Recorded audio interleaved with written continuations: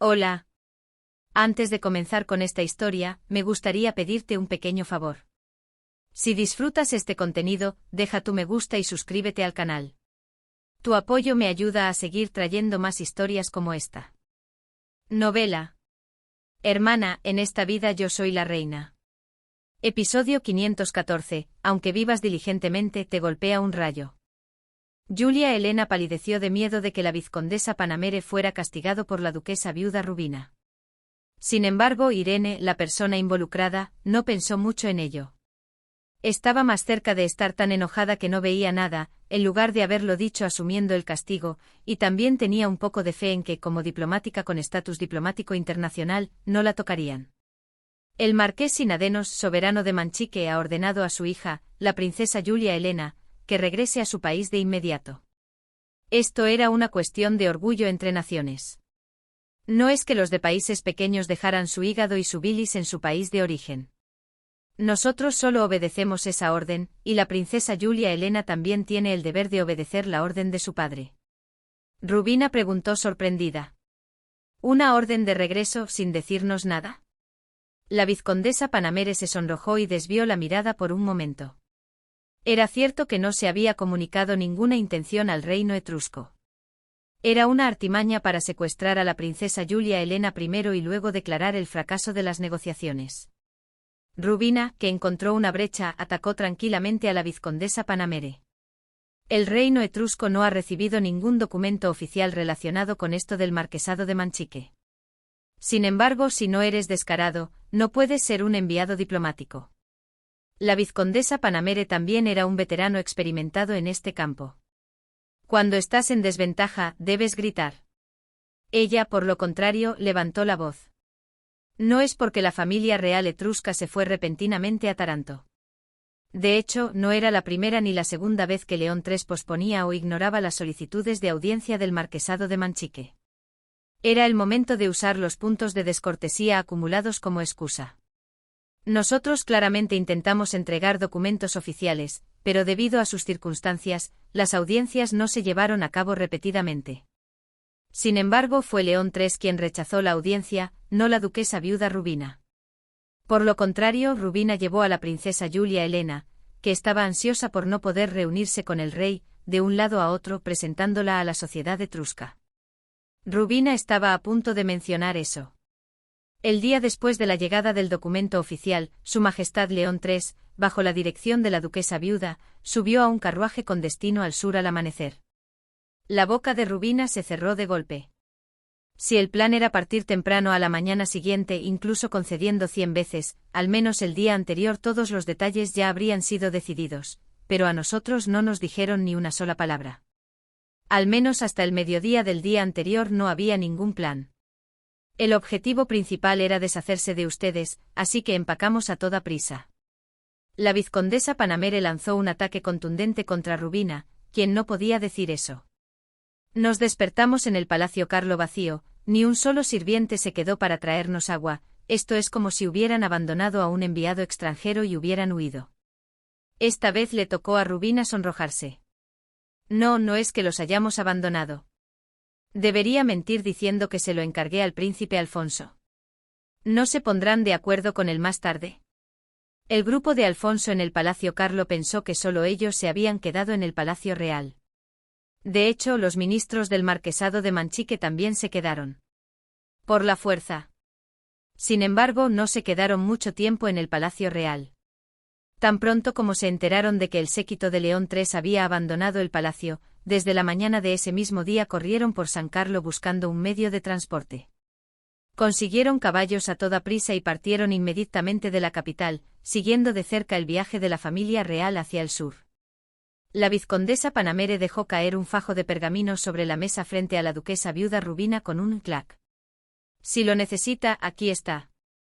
Este fajo de pergaminos era el documento oficial enviado por el marquesado de Manchique, anunciando el fracaso de las negociaciones. Entrégueselo a Su Majestad León III, nos vamos de inmediato, adiós. La vizcondesa Panamere tomó a la princesa Julia Elena por los hombros. Y así la levantó y trató de empujarla como un toro furioso. Sin embargo, la duquesa viuda Rubina levantó su mano derecha para detener a la vizcondesa Panamere, quien intentaba arrastrar a la princesa Julia Helena. No, espera un momento. Ella, sin pestañear, tomó el fajo de pergaminos y lo abrió.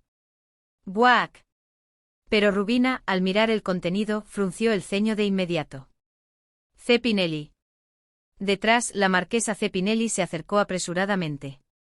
Tú, lee esto en voz alta. Rubina añadió. En etrusco. Lamentablemente el documento oficial del marquesado de Manchique estaba escrito en latín imperial, y la duquesa viuda Rubina era analfabeta en el idioma común. Solo entonces la vizcondesa Panamere, que había recuperado la compostura, gritó en voz alta.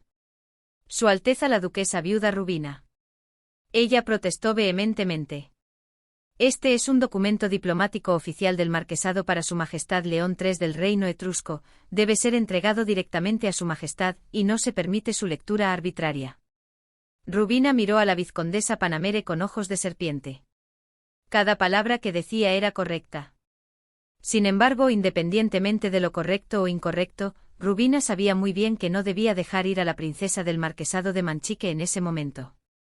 Ella provocó deliberadamente. ¿Estás diciendo que yo no tengo derecho a leer ese documento? Fue una declaración despreciable que astutamente cambió el tema de una cuestión de reglas entre naciones a una cuestión de autoridad personal de Rubina. Sin embargo, la vizcondesa Panamere no cayó en la trampa. No soy un súbdito del reino etrusco, así que no sé nada de los asuntos internos del reino. Peleen entre ustedes por esas cosas infantiles. Quién está por encima de quién y qué autoridad tiene no es asunto mío, yo solo me atengo a lo esencial. Lo único que sé es que esa es una carta oficial enviada por el soberano del marquesado de Manchique al soberano del reino etrusco, y nadie que no sea el soberano del reino etrusco puede abrir ese documento. Rubina dudó por un momento. De hecho, para ella era mucho más importante ganar tiempo en ese momento que ver reconocida su autoridad. Saber lo que estaba escrito en ese documento era algo para más tarde. Está bien, de acuerdo. La duquesa viuda Rubina asintió dócilmente. Los ojos de la vizcondesa Panamere temblaron. ¿Qué tramaba? La duquesa viuda Rubina volvió a dejar el documento oficial del marquesado de Manchique sobre la mesa. Puede que yo no tenga la autoridad para recibir correspondencia diplomática. De alguna parte apareció un sirviente y tomó la carta, colocándola sobre un cojín morado en una bandeja dorada. Entonces, iré a entregar esta carta a Su Majestad León III. Una fina y larga curva se dibujó en los labios de la duquesa viuda Rubina. Sin embargo, si las negociaciones han fracasado oficialmente o no, Su Majestad lo decidirá después de leer este documento. La vizcondesa Panamere gimió. Me han engañado. Debería haber irrumpido en el carruaje de la princesa en medio de la noche y haberla secuestrado. Fue un error de su parte pensar que podría razonar con los etruscos. La vizcondesa Panamere abrazó a la princesa Julia Helena y gritó. Solicito una audiencia con Su Majestad el Rey, lo antes posible. Julia Helena temblaba en los brazos de Irene. Ella, llena de sueños de conquistar al gran duque Cesare, había huido audazmente y se había ofrecido como voluntaria para ir a Taranto, pero al presenciar con sus propios ojos cómo la duquesa viuda Rubina restringía su paradero, de repente se sintió ansiosa. Rubina dijo con un significado profundo. Todo seguirá su curso natural, así que no te impacientes. Según el curso natural, era una frase muy aterradora para los débiles. La princesa Julia Helena finalmente abrió la boca. Su Alteza la duquesa viuda. Rubina se volvió hacia la princesa. Permita que mis subordinados se queden en el mismo carruaje que yo. La princesa pensó por un momento y luego añadió.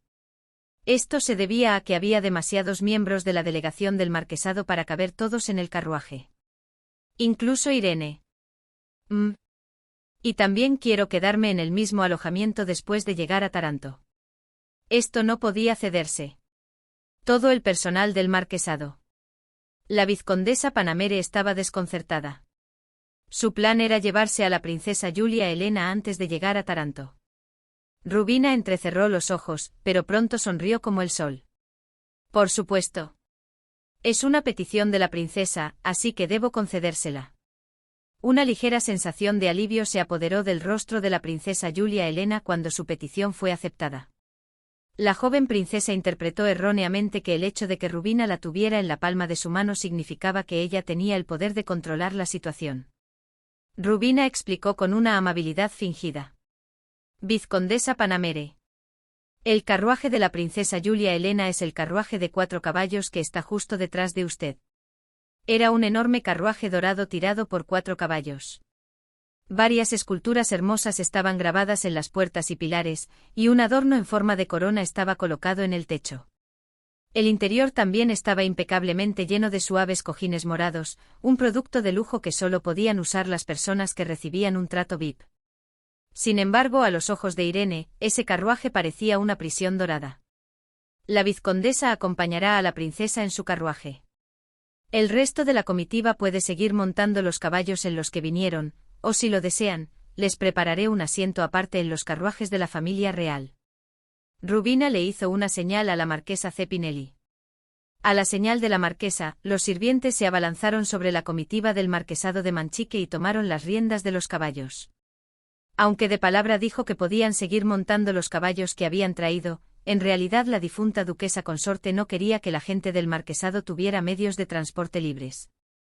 Intentaré organizar una audiencia con Su Majestad el Rey lo antes posible. Solo con escucharla, Rubina parecía un árbol que lo daba todo. Ella sonrió generosamente. ¿Hay algo más que pedir? Sin embargo, Irene veía el futuro claramente. Esa audiencia con Su Majestad el Rey se pospondría tanto como fuera posible. Era obvio que por mucho que ella se esforzara por fijar una fecha, como mañana o pasado mañana, no la escucharían. A pesar de ello, ella no dejó de resistirse impotente hasta el final. Me gustaría verlo lo antes posible. Por supuesto. Rubina sonrió como una serpiente. No solo el señor del Pianosa y la vizcondesa Panamere fueron golpeados por un rayo por simplemente intentar hacer su trabajo diligentemente. El señor del Pianosa y la vizcondesa Panamere al menos sabían la razón por la que las cosas se estaban desmoronando, pero el nuevo papa, Justiniano VIII, realmente estaba pasando por un infierno. No si él mismo firmó el documento de disposición, porque se enfurece tanto cuando le digo que cumpla el tratado. El tratado entre la Santa Sede y el Reino de Gálico contenía claramente, sin lugar a dudas, la cláusula de que si se concede una amnistía general de la ley alemana, la propiedad del puerto de Pisarino se transferirá permanentemente a Trevero en un plazo de 6 meses. Era un documento diplomático claramente válido, con las elegantes firmas del anterior Papa Ludovico y el rey Felipe IV de Gálico. Por lo tanto, cuando se acercaba el plazo de 6 meses prometido según ese tratado, se envió una carta solicitando el puerto de Pisarino. Entonces, después de eso, Felipe IV se volvió loco como un perro rabioso. Nunca había visto a nadie enfadarse tanto por el principio de pacta sunt servanda. Los pactos deben cumplirse, un principio básico del derecho internacional derivado de la doctrina de la buena fe del derecho romano.